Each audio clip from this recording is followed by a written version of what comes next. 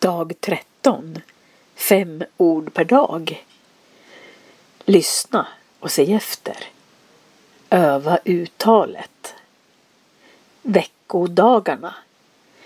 Veckodagarna. En vecka är 7 dagar.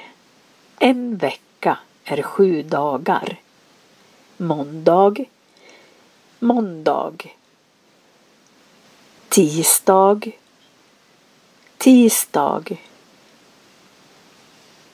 Onsdag. Onsdag.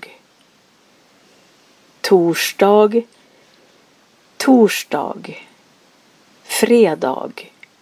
Fredag. Lördag.